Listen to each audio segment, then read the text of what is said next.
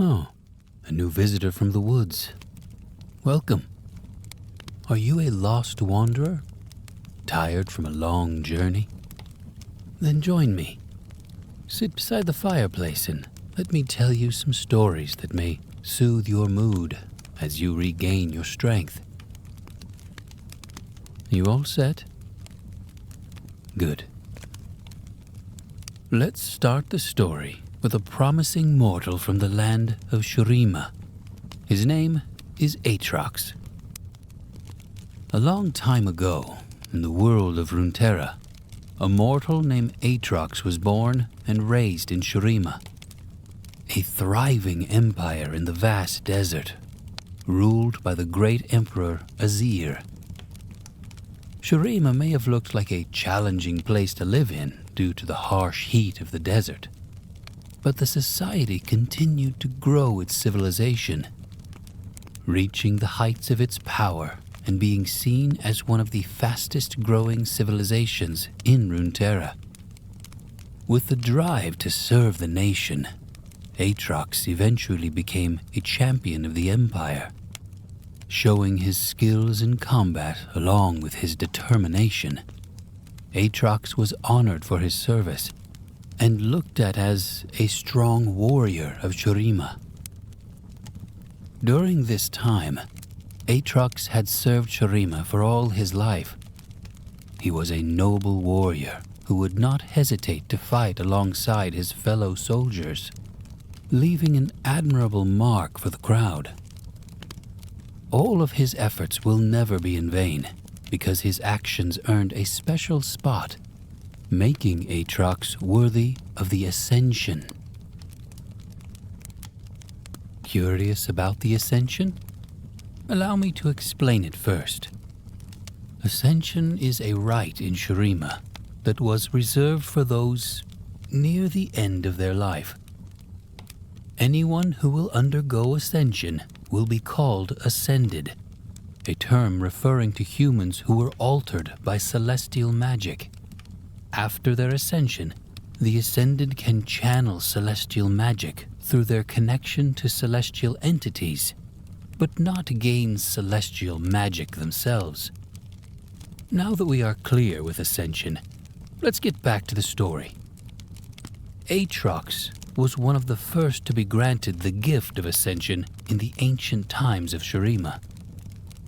Once he was ascended, Aatrox was granted a heightened role within the military as a member of the Ascended host. As one of the most powerful of the Ascended, Aatrox fought and even killed spirit gods. Other powerful beings were no match for him as well. However, not everything goes the way of the Shurima. Ikathia, a lost city bordering Shurima in the southeast part of the southern continent, revolted against Shurima. During the last days of Ikathia, the once noble warrior order of Kohari was rebuilt to retake the city. The city was filled with screams as baying crowds chased down and murdered every Shuriman official they could find. Resentment for centuries of humiliating laws intended to eradicate Ikathian culture and brutal executions for breaking those laws came to a head in one blood-filled day of violence. It did not matter that most of these people were merely scriveners, merchants, and tithe-takers. All servants of the Sun Emperor were killed, a bloody statement against the Shuriman Empire. The onslaught did not end there. Sun Disk effigies were pulled from rooftops and smashed by cheering crowds. Shuriman scriptwork was burned and their treasuries looted. The statues of dead emperors were desecrated.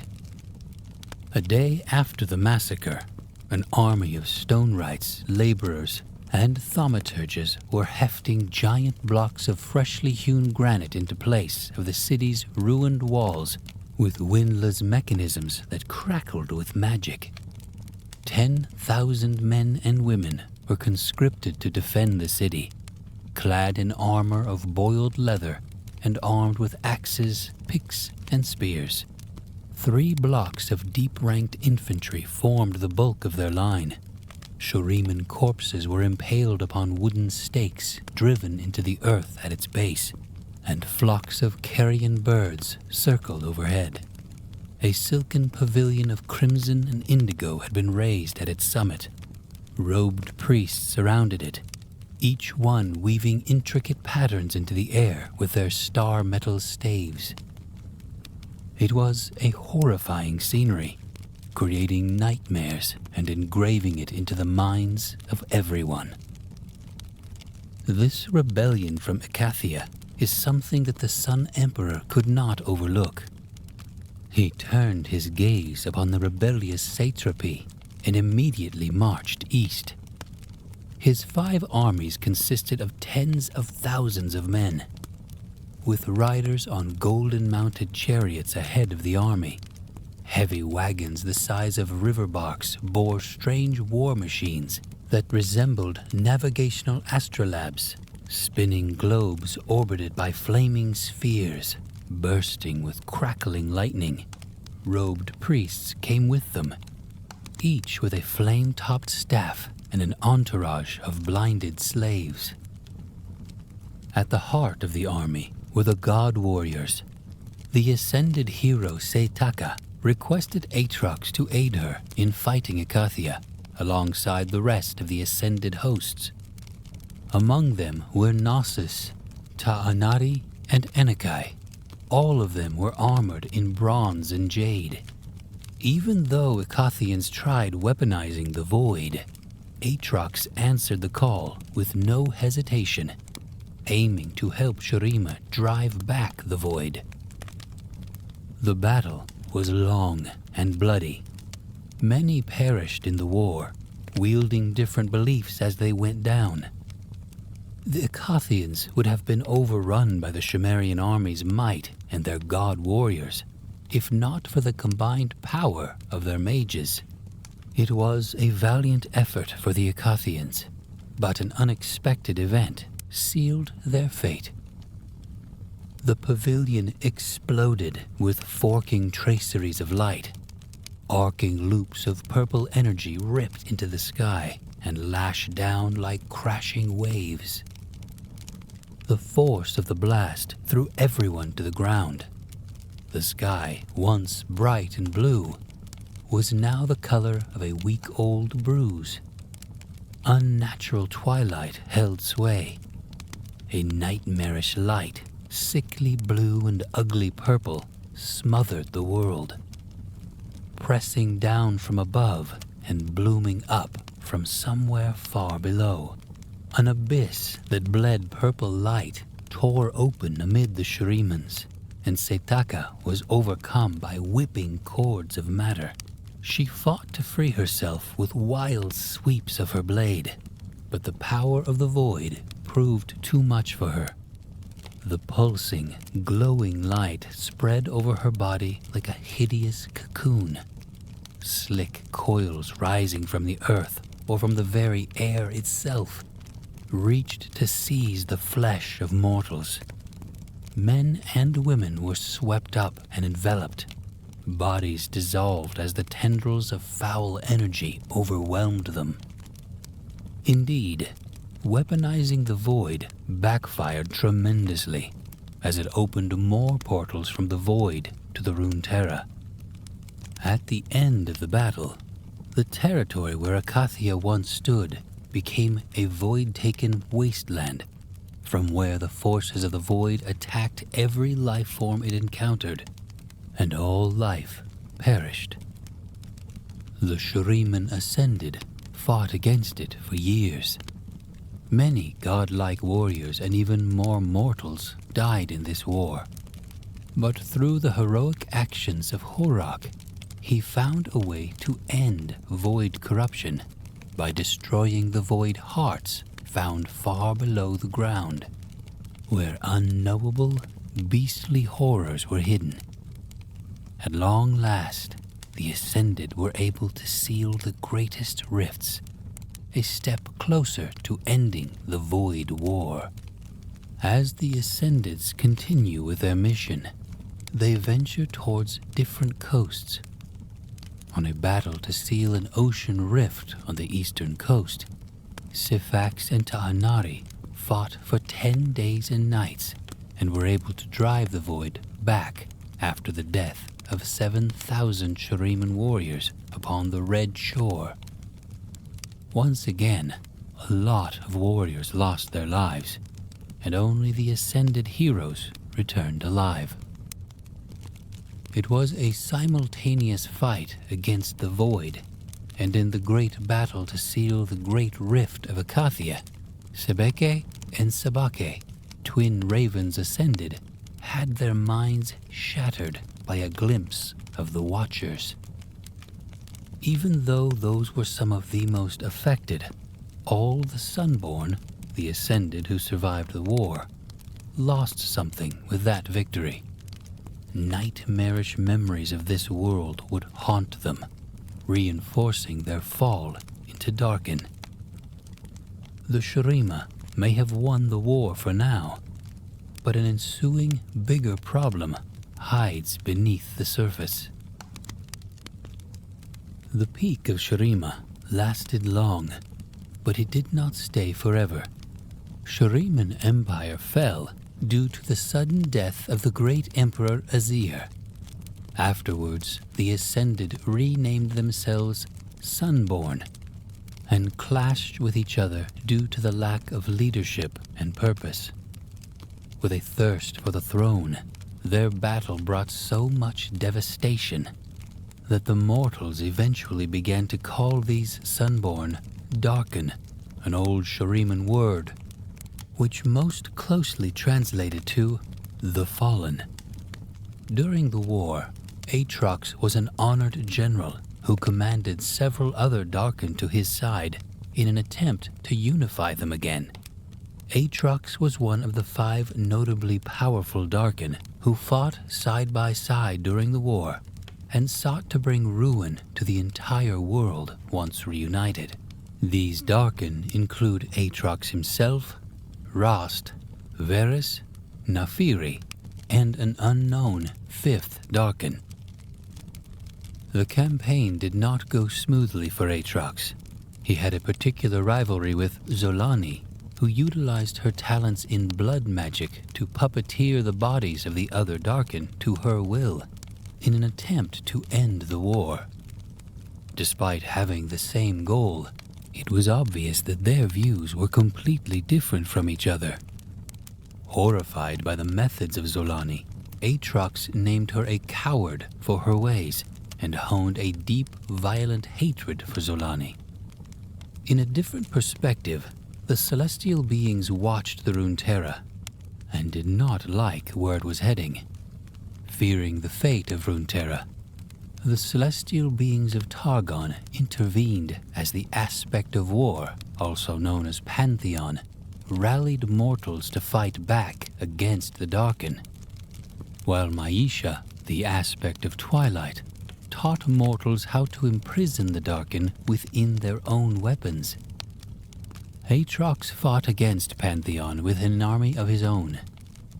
Despite the experience Aatrox gained in fighting different wars, the might of the Targons overpowered him, ultimately losing and becoming deceived as he became one of the first Darken to become imprisoned.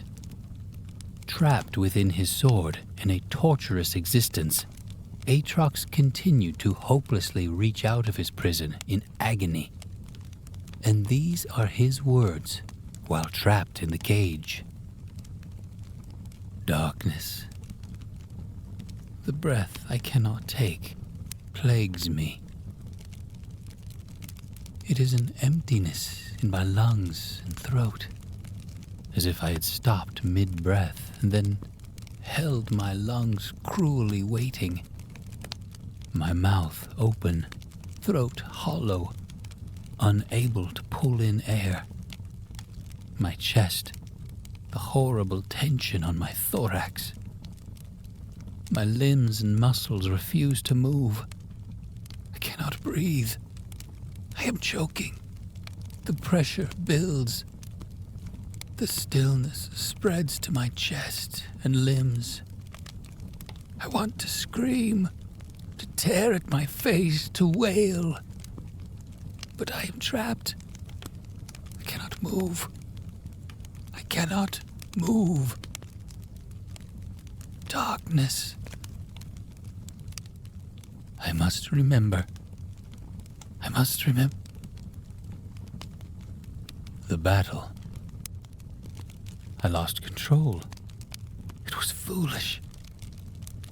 The mortals formed in ranks against me. I crashed into them, drank from them. The temptation was too great. As I reaped, I reforged their flesh into a better approximation of my true shape.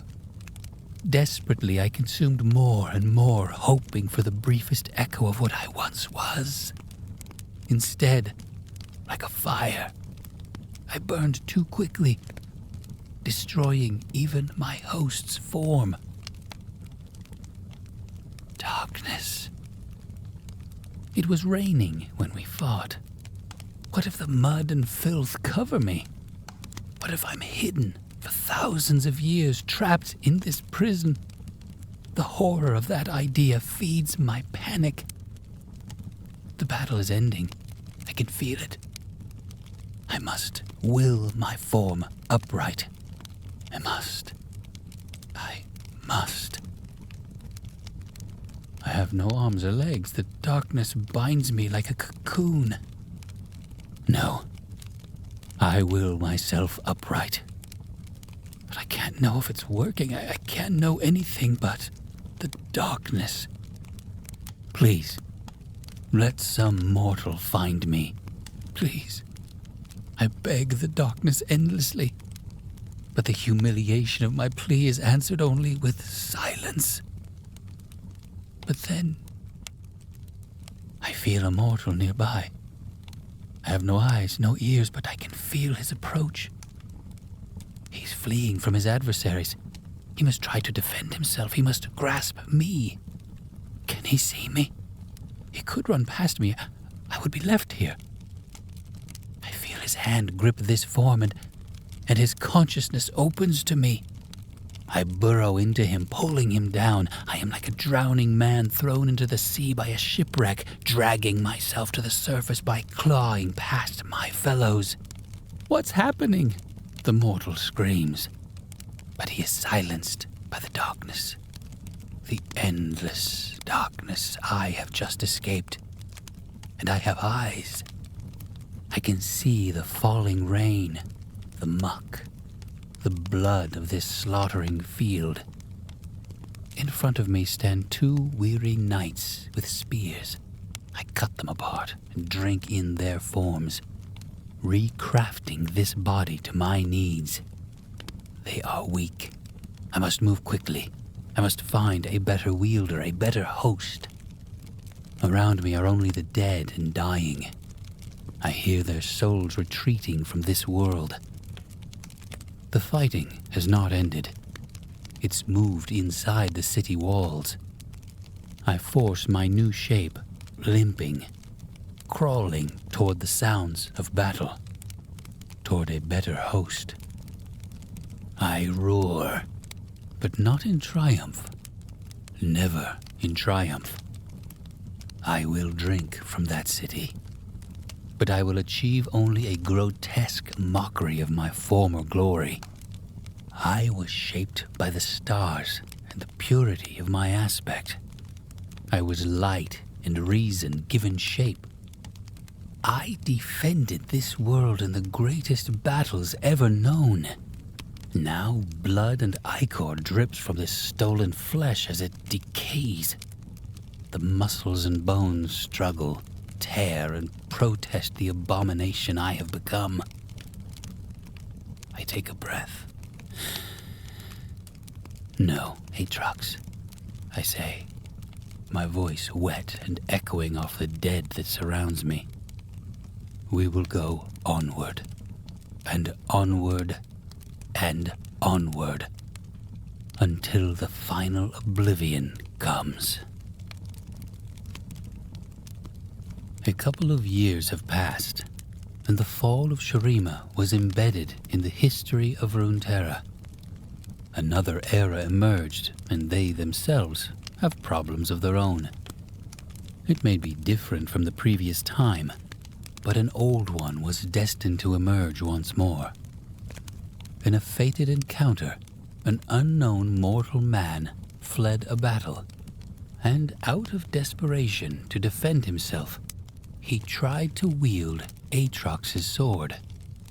Using hemomancy, Aatrox quickly took over this human's body and reformed it as close to his original ascended form as possible.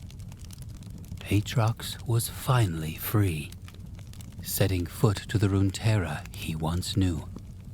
However, Aatrox feared that this body was too weak to withstand his darkened essence, so he looked toward a city caught in the middle of a chaotic battle.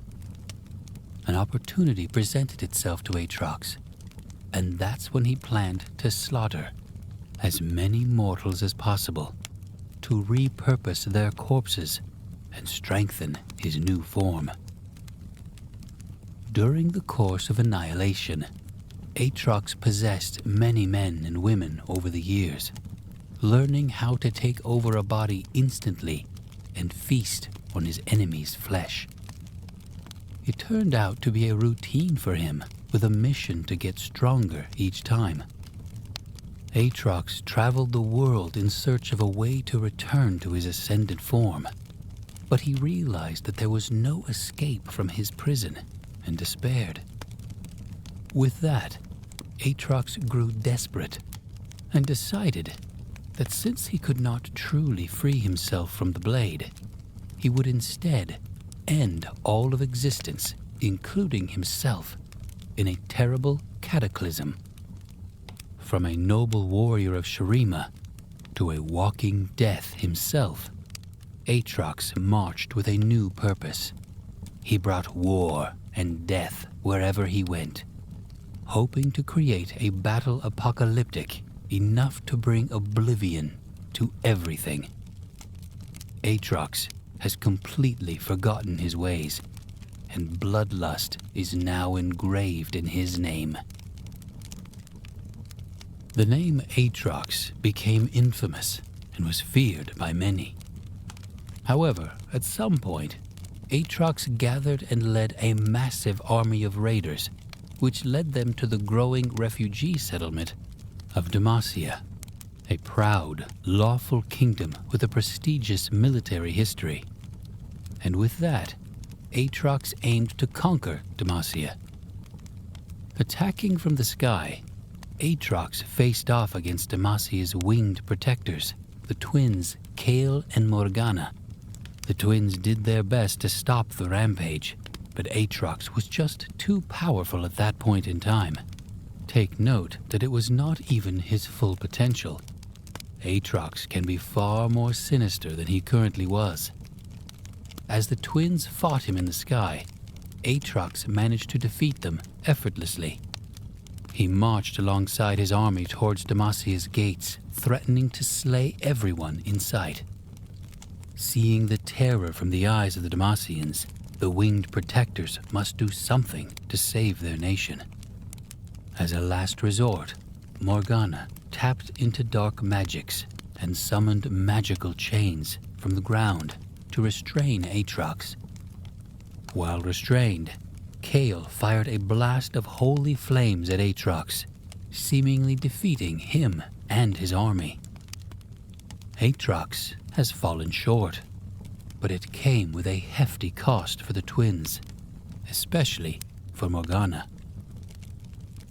Seemingly like a reoccurring theme, Aatrox once again rose from death and set his eyes on another target.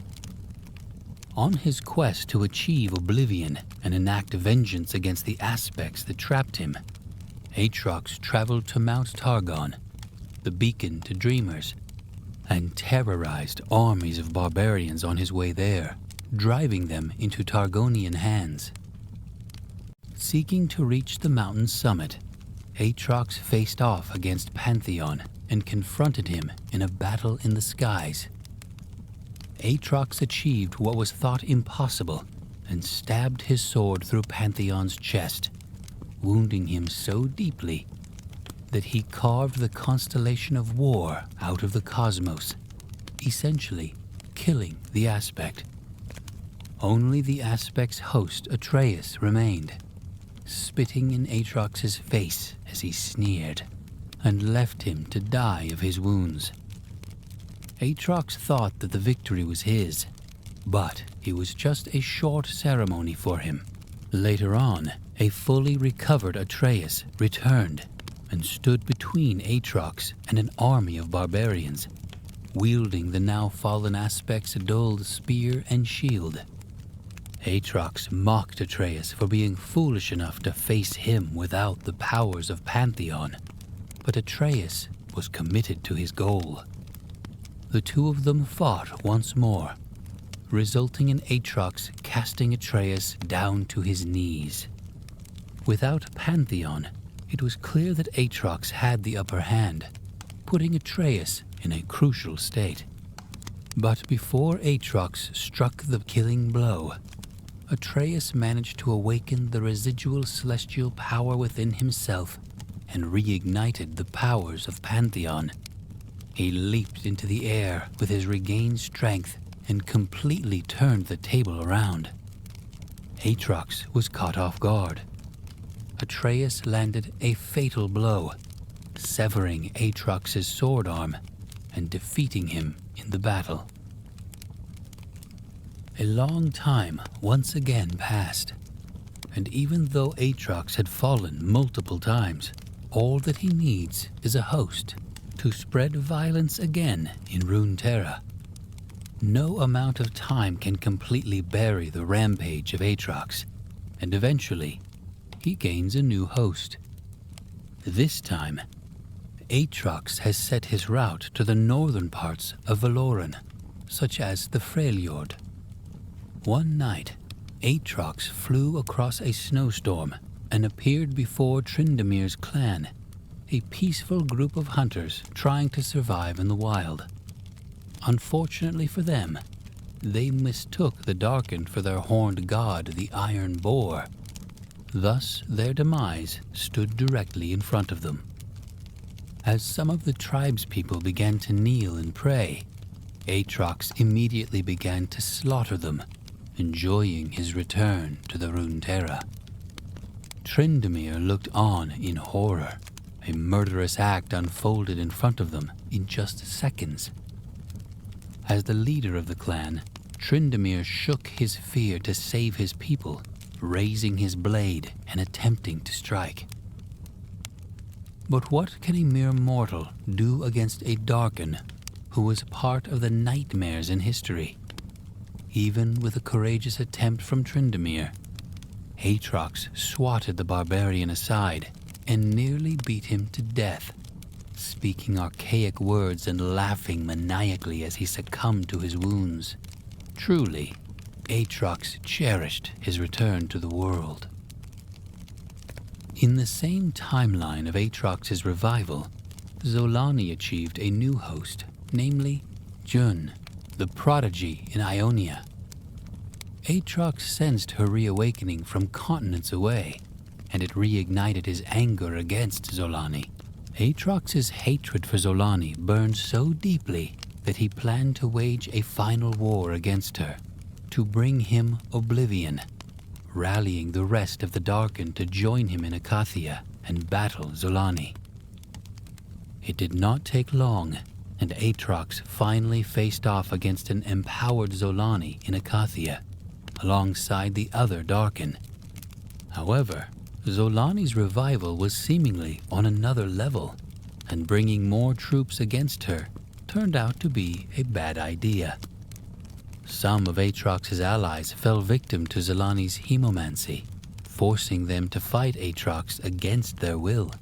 This causes more chaos to the land, and a lot more innocent lives perished in the blink of an eye. Someone must stop them before the war destroys the world. Mihira, the aspect of justice, sensed the cataclysmic battle between Aatrox and Zolani. She descended down to Runeterra with her daughter Kael to intervene in this chaos. In the midst of the war, a rematch between Kael and Aatrox brews, fighting one another for the second time. All this chaos created an opening for Zolani. She somehow managed to use hemomancy to bend even Mihira to her will, seemingly fusing with the aspect, and the rest of the battle remained untold. The dust settled, but the outcome of the battle was unclear. It was theorized that an ancient archmage who accompanied Kael on her mission to intervene was the one responsible for ending the battle. He decided to utilize a world rune, thus completely neutralizing the catastrophe. No one knows what exactly happened, but surely the ancient archmage does. And in case you are wondering who that person is, he is the one who tirelessly collects the world runes. His name is Rise. As of now, we can only hope for the best. Perhaps the tale of Aatrox is finally over. Who knows what tomorrow may bring? Maybe Aatrox is just waiting in the dark cage in the Oblivion, on standby for someone to once again unleash him to the world of Runeterra. But for now, let's just enjoy the peaceful time that we have. Thank you for joining me with this story.